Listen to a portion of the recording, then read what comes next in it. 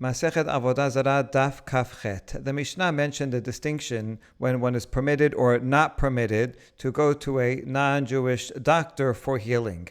And the Mishnah taught if it's for money, it's permitted. If it's for nefashot, then it's not permitted. And we had a few different interpretations of what that meant. And we even saw an interpretation in the name of Rabbi Yochanan yesterday. But now we're going to see another one. Amar Abba Bar Bar Chana Amar Rabbi Yochanan. Kol makah shemechalelin aleha et Shabbat and mitrapein mehen. Rabbi Bar Bar Chana said in the name of Rabbi Yochanan that any ailment or wound for which one would violate Shabbat, then one cannot go to a pagan doctor. In other words, if it's so serious that you would violate Shabbat, generally, to violate Shabbat for an illness, it has to be an illness that is very serious, a fatal illness. If it's just a little cut, you can't violate Shabbat for that. So if it's a fatal illness, something that is very serious, then one cannot go to the non-Jewish doctor. The idea being that it's very serious. And so then we're afraid that because it's so serious, the non-Jewish doctor will take advantage and try to kill the Jew. If it's just a small thing, then you would not be able to violate Shabbat for that. But for that kind of thing, you can go to a non-Jewish doctor because it's a little thing. And therefore, we're not worried because the illness is not such a big deal. That's the first version of what Rabbi Yochanan said. And this fits with the Mishnah that says if it's mammon, something that is a small matter that you'd pay for, then it's permitted. But if it's nefashot, if it's life-threatening, then it's prohibited. This is a suggestion that we actually mentioned on the previous daf and rejected because it didn't agree with everybody. But it does fit with Rabbi Yochanan. Now there's a second version of what Rabbi Bar Chana said in the name of Rabbi Yochanan. It's similar, but a little different. Kol makah shel halal en mitrapein mehen. Any internal injury, one cannot go to a pagan doctor. The idea is that if it's an internal injury inside the body, then that would be more serious than an external injury. External injury, some kind of cut or skin disease, whatever, then it's permitted to go. So there's two reasons for this. Number one, because internal is going to be more serious than external, but also because if it's external, then you can see what this pagan doctor is doing. And if he's doing something weird and dangerous, you could stop him. Or even if he puts something on your skin outside and you see it's not a good thing, then you can wash it off. But if it's an internal disease and you can't really see what he's doing, gives you some kind of potion or a surgery, then you don't know what he's doing, you can't undo it. In addition to the fact that it's also more serious if it's an internal disease. My benai, what would be a practical difference? Since in general, if an internal disease is more serious and is life-threatening, so most of the time an internal disease is also one for which you can violate Shabbat. But what would be a difference between them? Difference is if there's some kind of injury or skin disease on the back of a hand or back of a foot. We would call the top of the foot. Rav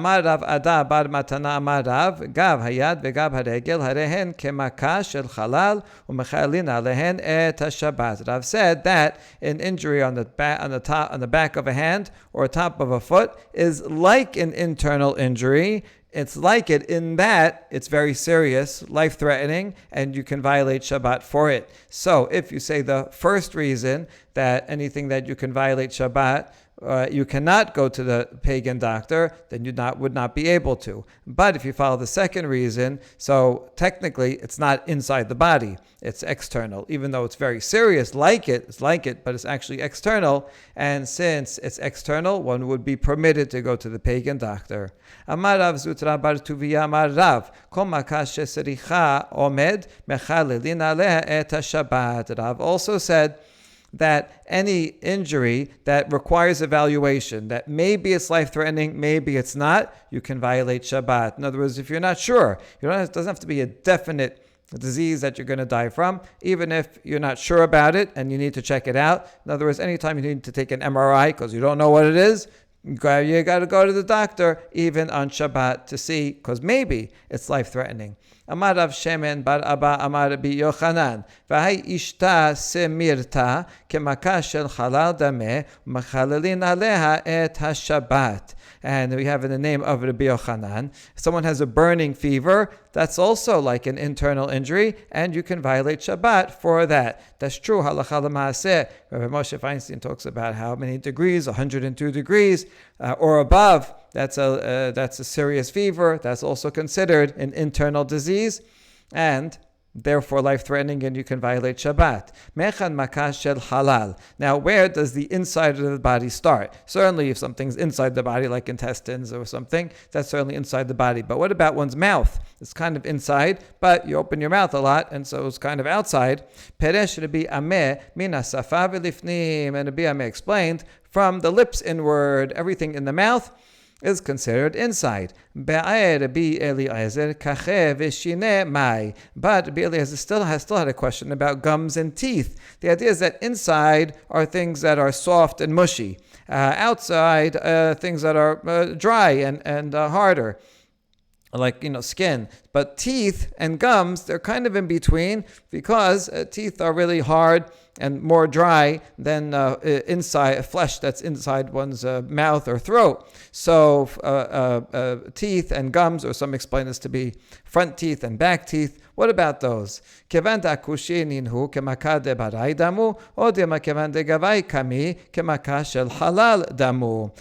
say that since they are firm parts of the body, they're hard, the teeth are hard, so they're like external injuries? Or do we say, well, since they're in the mouth, so we just said lips and further in, then it's like inside. So a toothache, is that considered outside or inside?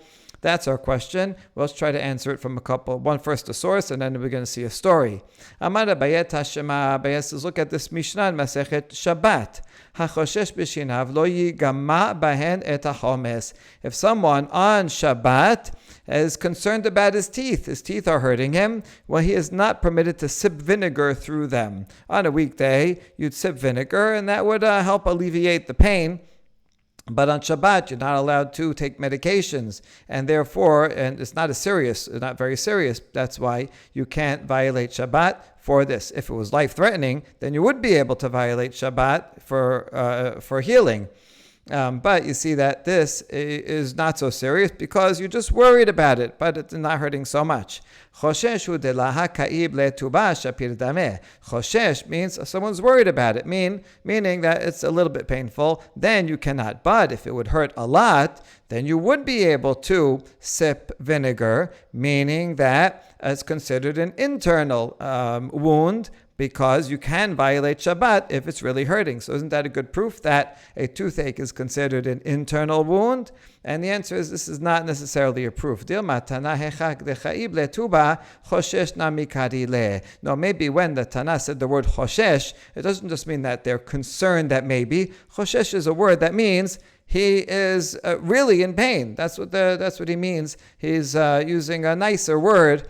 But choshesh means it's very much in pain, and even though he's has a very painful toothache, still he cannot violate Shabbat by sipping the vinegar, and that would prove that it's an external wound, not an internal wound. So that this Mishnah is actually ambiguous because it doesn't really tell us how much it's hurting.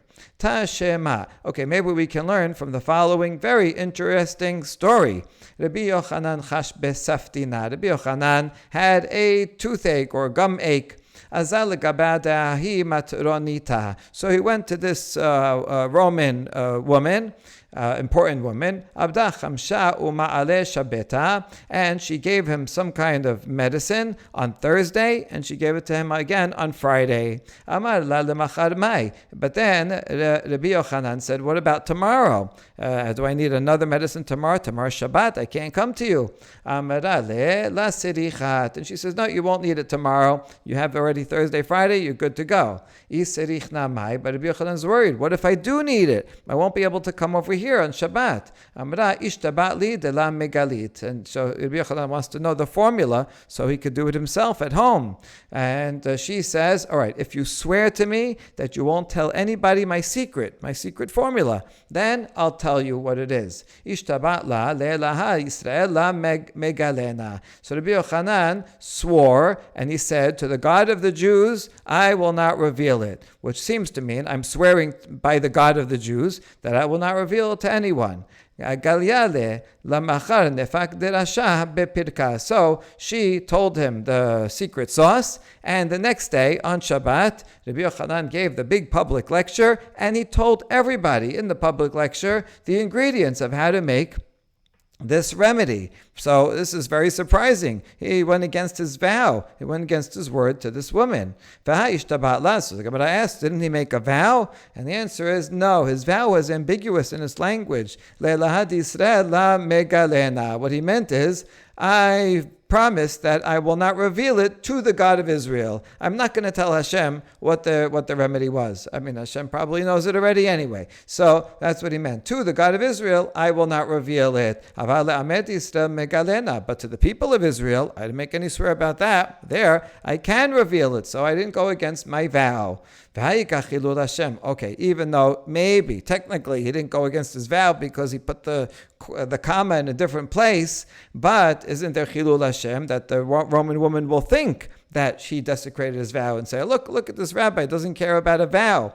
And the answer is, Rabbi Yochanan told her that the day before, after she told him the secret, he said, thank you for telling me the secret sauce. By the way, that vow that I made was only that I'm not going to reveal it to Hashem. I am going to reveal it to other people. So he explained his legal logic that it's not against the vow, and therefore it would not be a chilul Hashem. And evidently Rabbi Yochanan thought that this would be important for everybody to know, because every people have this same problem, and he thought it should be public domain, that they should know how to have a remedy for this kind of ailment. We bring this whole story to teach us that the toothache is like an internal wound, because Rabbi Yochanan was willing to make this remedy on Shabbat. If it hurt, we don't know if it hurt on Shabbat yet or not, but if in case it did hurt, he wanted to know the remedy, and he was going to make it on Shabbat, which would violate Shabbat, but he's allowed to do so because it's an internal wound. So we can prove from the story that toothache is considered like an internal wound. However,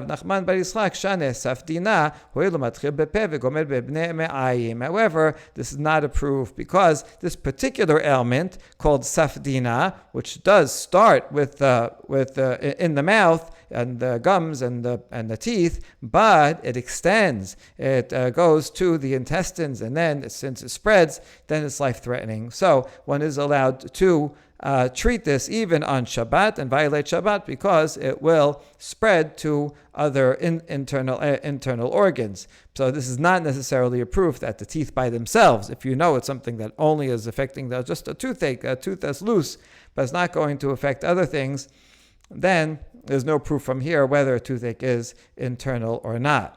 Now, what are the symptoms of saftina to know if one has it? If you put something between your teeth, you put a little pressure on your teeth, and blood flows from the rows of teeth. That's a sign that it's this disease. And what does it come from? It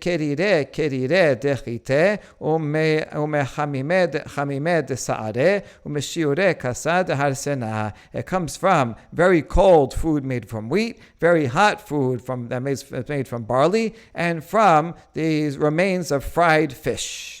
My abda le, and what should one do? What is the remedy? Amar Rabbi Acha bered Rava meseor v'shemen zayit umelach. So Rabbi Acha, the son of Rava, says you take water in which leaven was steeped, and you put olive oil and salt.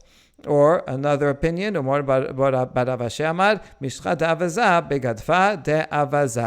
take goose fat and smear it over the gums with a goose feather. Abaye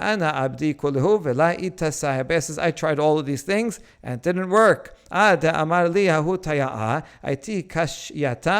dizeta de la melutilta uklanhu amara hadata v'dabek be didare abdi hachi v'itasai. So whatever I heard from the Romans, from these other rabbis, did not work until an Arab told me, you take olive seeds that are less than a third ripe, burn them in a fire on top of a new hoe, and stick them in a row along the row of gums. And he tried this, and it worked. I'm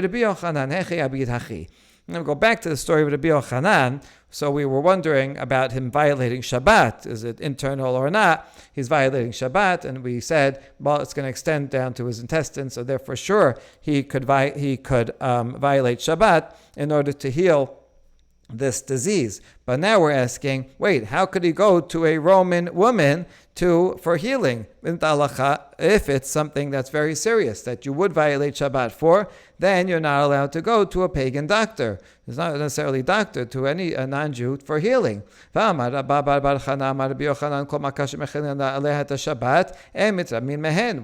this daf quoting Rabbi Yochanan saying that anything for which you can violate Shabbat, you cannot get healing from non-Jews. And the answer is Adam Hashuv Shaneh. For a great man like Rabbi Yochanan is different, because Rabbi Yochanan is so famous and so respected. So the non-Jews are going to be afraid to kill him. There's going to be consequences. Rabbi Yochanan, what happened? Oh, he went to this non-Jewish doctor. Oh, really? What happened? And then they're going to find out, investigate, and so they're not going to want to be in trouble. So therefore, Rabbi Yochanan was allowed to go to this Roman woman, but other simple Jews would not be able to. They wouldn't have that diplomatic protection. Hold on.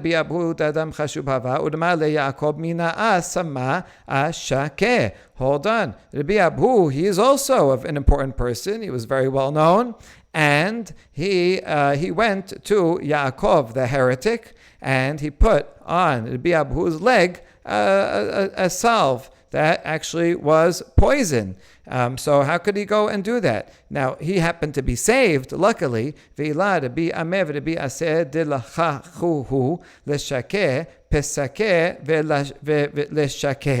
happened to be that they noticed it was poison early enough. Rabbi Aseh licked the poison off of his leg, and he saved his leg. Otherwise, he would have been amputated. But we see here that Rabbi Abu, although he's famous, this heretic was not afraid of him, and he would give Rabbi Abu poison, even though Rabbi Abu was an Adam Chashuv, and even though he might be found out, that didn't stop him from doing that. So therefore, one should not be permitted to go to a pagan doctor, even if one is famous. And the answer is no, there's a difference between them. So Rabbi Yochanan, he went to an expert doctor. There's a difference between going to a folk doctor, someone who has a license, he actually has certification to be a doctor. That person is not going to jeopardize his or her reputation and harm the patient, even if the patient is Jewish. So Rabbi Yochanan, he went to a proper expert doctor. That's why it's okay. Hold on, Rabbi Abu, he also certainly went to an expert doctor. What, do you think he would go to some quack doctor? Certainly this Yaakov, or whoever it was, must have been a proper doctor. And the answer is no, there's a different distinction. This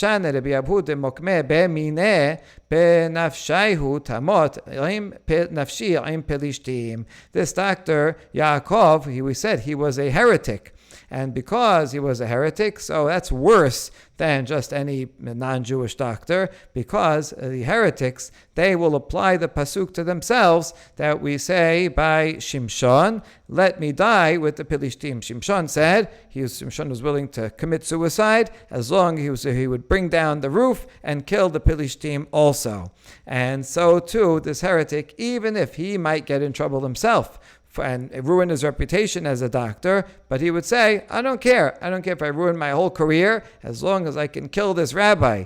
So that, and evidently he did so, because he actually put poison on Rabbi Abu's leg. So when it comes to a heretic, there, even if he's an expert, you can't trust them, because a heretic would be willing to sacrifice himself in order to harm someone else. But if it's just a regular non-Jewish doctor and he's an expert, then he will care about his own and the person he's treating is an important person, then he will care about his reputation and will not bring the patient to harm. Amar Shemuel, Hai beda'ata sakanta hi. The Shemuel said, a gash caused by a sword is dangerous. And you can go and violate Shabbat, even though maybe it just looks like an external wound, but it can get infected, and you got to take care of it. My asuta, what's the remedy? Lemifsak dama tachle bechala lasuke girdad yabla v'girdad asna o nikra mekil kalta. In order to stop the blood flow, you take some cress and soak it in vinegar. And to make the flesh emerge and come back, you take this yavla plant scrapings and thornbush scrapings, and either that or a salve made out of worms from the trash. Amar Rav Safra, Hai in beta. Paravanka de malacha motahi. Rav Safra says, if you see grape-like boils on your skin, then that's a messenger from or forerunner of the angel of death. So this is not a good sign. My asuta, what's the remedy? Tigna bedubsha or karpasa betilya. A remedy is this tigna plant soaked in honey or parsley soaked in wine. Now while you're waiting for it to soak, but you can do something in the meantime. In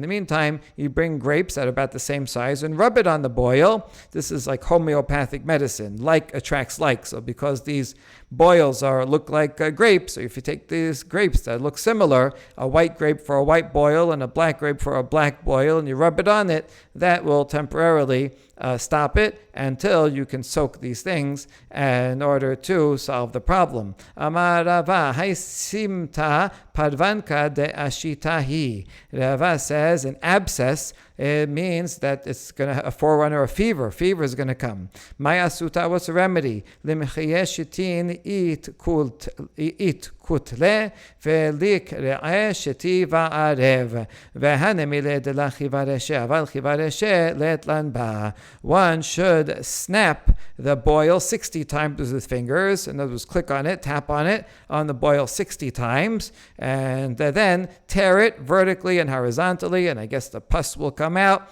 and that's how to heal it. But this only applies when the head of the abscess is not whitened. But if the head is already whitened, then it's already in the process of healing, and you don't have to do anything, then you're going to be okay. Rabbi Yaakov Hash בפיקעה, אורה לרבי עמה ואמרי לרבי עשה, אורי לתשב בני אהלה תולנה, וסייר בחללה דבי סברה, ולכריך ילווה נירה ברכה, ותמיש בנטפה חיברה, ולקלה ובדר לילווה.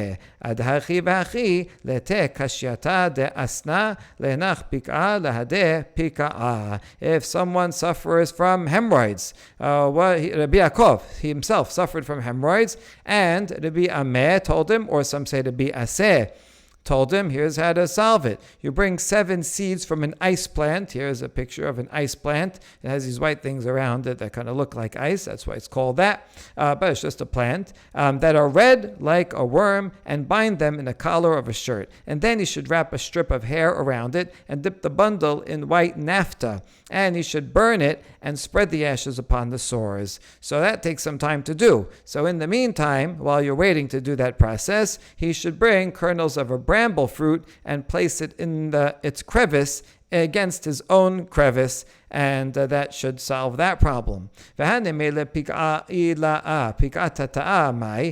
okay if the hemorrhoid is more towards the outside, but if it's further inside, then what are you going to do?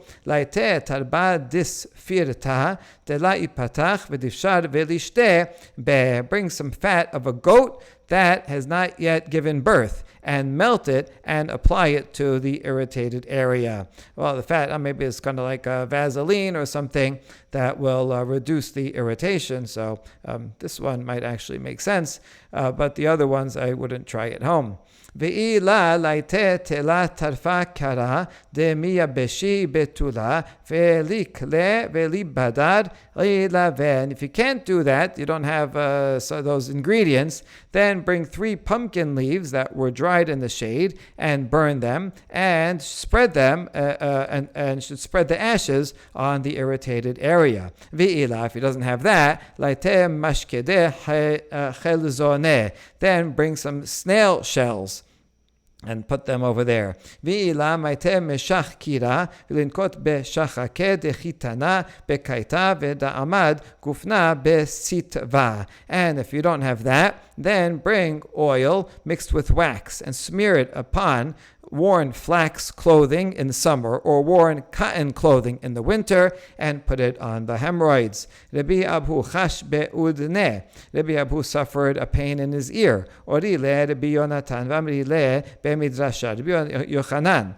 told him, and others say it was the other students in the Bet Midrash, told him the following: My orile, what did they tell him to do? Ki had amar Abaye amrali em. They repeated what Abaye said in the name of his mother. It was not actually his birth mother, but actually his adopted mother who brought him up. La ibre kulyeta ela leudna. She said that kidneys were made only to heal ears. So you take a kidney, and here's how you do it. V'amarava marli min yome asya kulehu shakyanu kashu leudna lebar memeya de chuliyata. Rava doubled down on what Abaye's mother told him. He said that Minyumi, the physician, said all liquids are harmful for the ears except for the fluid from a kidney. So they both agree. You take some animal kidney and the fluid from it you put on the ear as follows: Laite kulyata de barcha kara velikra shetiva ereb levelenach amela la denura vehanhu mayad nafkemine lishtinhu beudnaya la kerire velachamime ela peshure. So what you do is you take a kidney of a bald goat, a goat that doesn't have a lot of hair, and tear it vertically and horizontally to get all the juice out, and then put it on dimming coals, and the liquid that comes from it, you should apply it to the ear, not if it's cold and not if it's hot, but just lukewarm. Ve'ila laite tarba dechipushta gam lanita v'lifshav l'ishte be. Now, if you don't have that, then you could bring the fat from a large beetle and melt it and apply it to the ear. Ve'ila lemalye leudne mishcha ve'la'abad shab petilata de aspasta ve'lete shufta de tuma ve'letu barka bechad resha ve'litle behu nura ve'idach resha motba beudna ve'letub udne lahada nura ve'izdahar mezika ve'nishkol chada unanach chada. Now, if you thought that the previous one was difficult to do and you can't do that, well, then this one's actually even harder to do. But anyway, you should fill a person who has this ear problem should fill his ear with oil and prepare 7 wicks made of alfalfa. Prepare them on the side, and bring dried garlic ends and tie the ends to the wicks with a strip of hair at one end, and set the wicks aflame. And he should place the other end of each wick in his ear, one at a time, and place his ear opposite the flame.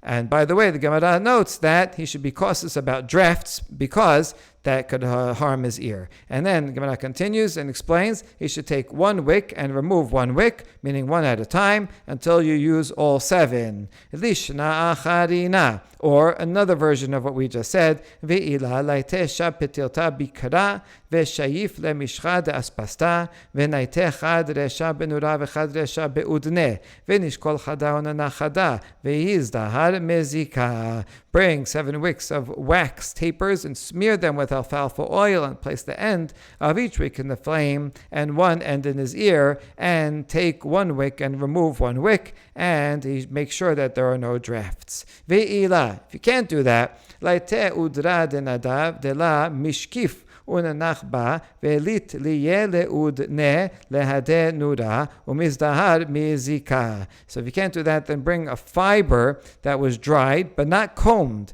and place it in the ear and bring his ear opposite the flame. Sounds like candling, melting the stuffed wax that's in one's ear in different ways. Ve'ila laite gubta de kanya atika bar me'a shenin velim leche milcha gelalnita velikle velidbak vesimanach retiba libeshta vibeshta lirtiba. And if he can't do what we said above, then he should bring the tube of an aged reed that's 100 years old. It has been detached for 100 years, and salt it with rock salt and burn it and stick it in the ear. And a mnemonic to remember how to heal remedies, you always do the opposite. A moist cure is good for a dry affliction, and a dry cure is good for a moist affliction.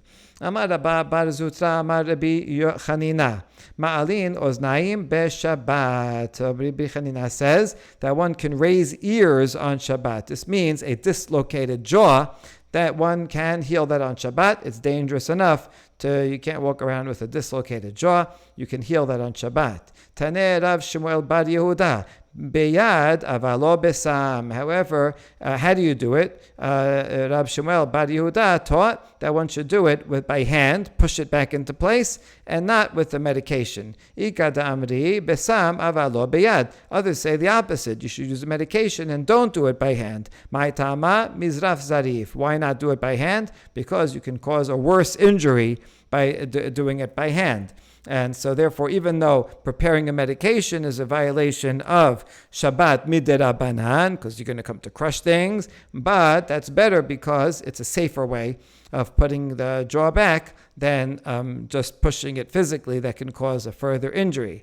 Amar Rav Zutra bar Tuvia Amar Rav Ayin shemardam mutar lechochla beShabbat. Rav says an eye that rebelled, meaning an eye that's very swollen, it's going to pop out. You can put eye shadow on it. We mean eyeshadow. That's a medication on the eye. It would reduce the swelling so that the eye will not burst. Sebur mineha nemelehude shachake samanin me'etmol aval mishchak b'Shabbat v'atuye derech reshut rabim la. Now, when Rav said that, where the students thought originally that this you're only allowed to apply it on Shabbat, but you cannot crush the ingredients on Shabbat, and you cannot carry it in a public domain. So you're not allowed to violate Shabbat midoraita by crushing or by carrying, only that you can apply it, which is only a sur d'Rabbanan. So you can only violate a d'Rabbanan to save one's eye from being so swollen, but not a doraita. That's what they thought at first. But then one rabbi, whose name was Rabbi Yaakov, said, says, I heard the explanation from the Rav Yehuda, who was himself the student of Rav, and he said, even to crush it on Shabbat, and even if you have to carry it in a public domain, still it's permitted, because an eye disease like that is a very serious matter. Rav Yehuda, we just mentioned here, Rav Yehuda, he permitted someone to apply this eye shadow medicine even on Shabbat. Amar lehu Rav Shmuel bar Yehuda, man sayid leYehuda machil shabeh. And Rav Shmuel, the son of Yehuda, said, whoever follows the ruling of Yehuda desecrates Shabbat. So very vehement. I mean, it's one thing to say, I disagree, but he's calling Rav Yehuda, anyone who follows Rav Yehuda desecrates Shabbat. An eye ailment, okay, it's an eye ailment, wait till after Shabbat. It's not so serious. You can't violate Shabbat to put on this eye ointment. One day, Rav Shmuel bar Yehuda himself had an eye disease. And he sent a message to Rav Yehuda, can I put an eye medicine on it or not? And Rav Yehuda answered, it's permitted to everybody except not you, because you made fun of me, and you said anyone who does this violates Shabbat, because you treated me so badly. Okay, so you disagree. So now that you have the disease, now you come back and you want to follow my leniency? No, you can't do it. Vechi mididihu, Rav Yehuda continues for his argument. He says, Rav Yehuda, this is what you think I made it up and you're calling me names? Demo Shemuel I learned this from Shemuel, the generation before, the great Amorah. Hahi ameta tavya be mor Shemuel de katchala aina be shabbata savcha veleka de ashkach be pakana aina. And I know that Shemuel permitted it because this is it happened with the following story. There was a certain maidservant in the house of Mor Shemuel, and her eye was infected on Shabbat. She screamed in pain, but no one paid attention to it. They didn't take it seriously, and her eye popped out of its socket. So Shemuel learned how serious this is if you have a swollen eye like that, and he went and taught in public, if you have a rebellious eye, rebellious in the sense that it wants to leave one's body, then it's permitted to put ointment on it on Shabbat. My ta'ama deshurayne de'ayna be'u banta deliba talu. Because the tendons of the eye are connected to the valves of the heart. Meaning it looks like an external organ, but it's not. It's actually directly connected to the brain. It's connected to very important things, and this could be life-threatening if one loses an eye. And therefore, one can violate Shabbat in order to save an eye. Kegon mai. Now, what's an element of an eye that would be life-threatening? Amar Rav Yehuda kegon rira disa dama dim'ata vekidcha utchilat uchla lapuke sof uchla pasuche aina dela. So now, not every eye ailment is going to be life-threatening. Depends what it is. The following are life-threatening: an abnormal discharge, or if it feels like pricking, blood flowing from the eye, excessive tearing and inflammation, or onset of infection. Those are very serious and you violate Shabbat. But that list excludes the following. If it's the end of an infection, it had an infection before, but now it's going down and it's almost healed, or the opening of an eye. These are things that people would do to improve eyesight. So these type of things are not life-threatening. So you cannot fix those on Shabbat. Amar Rav Yehuda zibura ud harze silva vesimta ud chaib le'ena ve'ate ilave ishta kulahu be'bene sakanta. Rav Yehuda says that if someone suffers a sting of a hornet, or a prick of a thorn, or an abscess, or someone whose eye pains him, or if he's overcome by fever, bathing in a bathhouse is life-threatening for all of these. If you have something like this, don't go to a bathhouse. Like if you have a fever, so you're already very hot, you're going to go to a bathhouse where it's even hotter and steamier, so then you're really putting yourself over the edge. So these things are too dangerous. So don't go to a bathhouse. Chama lechama v'silka lesina v'chilufa sakanta. Also, eating a radish is good for a fever, because that's one is called hama, and also called hama. Eating beets is good for chills. They also sound the same, but the other way around is not as dangerous. Chamime le'akraba ukrire lezibura v'chilufa sakanta. Similarly, eating hot foods is good for a sting of a scorpion, and cold foods are good for a sting of a hornet. Chamime le'silva ukrire lechaspanita v'chilufa sakanta. Hot water is good for a thorn that's in one's skin. Cold water is good for a facial wound, but the other way around, that could be dangerous. Halal sibure umunine leta'anita v'chilufa sakanta. Vinegar is good after bloodletting, and eating small fish is good after a fast. But the other way around, that's dangerous. Tachle v'sibura sakanta.